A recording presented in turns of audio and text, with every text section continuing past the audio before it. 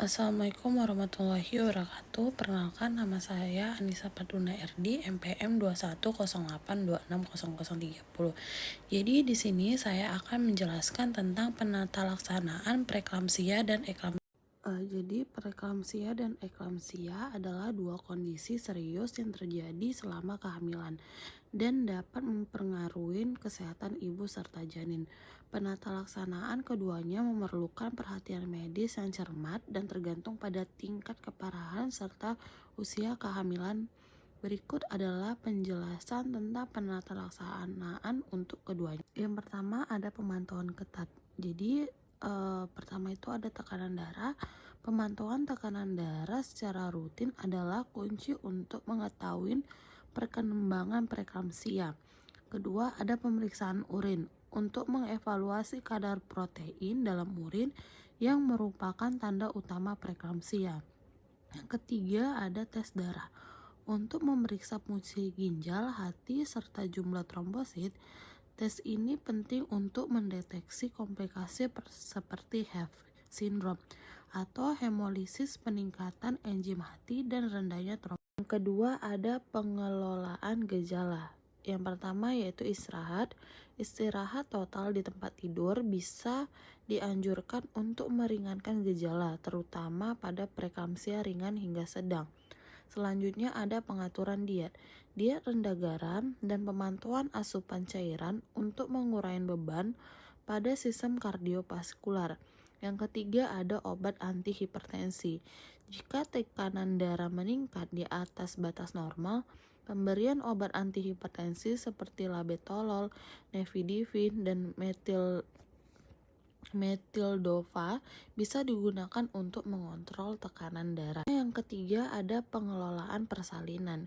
Jadi pengelolaan persalinan yang pertama ada persalinan dini. Bisa diperlukan jika preeklamsia berkembang menjadi lebih berat atau ada tanda-tanda kerusakan organ. Yang kedua ada kehamilan dengan preeklamsia ringan, dapat dipantau hingga usia kehamilan lebih lanjut, yaitu biasanya 37 minggu atau lebih sebelum dilakukan persalinan. Yang ketiga ada kehamilan dengan preeklamsia berat.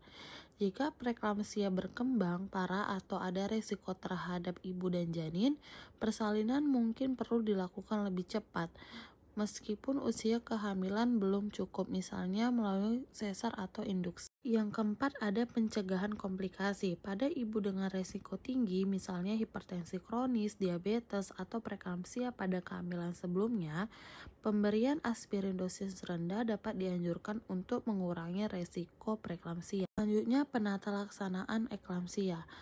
Eklamsia adalah komplikasi dari preeklamsia yang ditandai dengan kejang. Kejang ini merupakan keadaan darurat medis yang memerlukan penanganan segera untuk melindungi ibu dan janin. Berikut adalah langkah-langkah dalam penataan laksanaan eklamsia. Yang pertama ada penanganan kejang, yaitu diberikan magnesium sulfat. Ini adalah obat yang paling umum digunakan untuk mencegah dan mengobati kejang pada eklamsia. Pemberian magnesium sulfat dilakukan secara intravena dengan dosis tertentu. Selanjutnya diberikan diazepam atau laroxepam. Obat ini dapat digunakan sebagai tambahan obat untuk menghentikan kejang jika magnesium sulfat tidak aktif. Kedua, ada pemantauan ketat. Pemantauan tekanan darah. Tekanan darah harus dipantau secara intensif untuk mengolah hipertensi. Kemudian ada pemantauan oksigen untuk memastikan bahwa ibu menerima cukup oksigen, terutama jika ada tanda-tanda hipoksia atau kekurangan oksigen. Yang ketiga ada pemantauan janin. Untuk mengevaluasi kesejahteraan janin, seringkali dilakukan pemantauan detak jantung janin. Yang ketiga penatalaksanaan persalinan.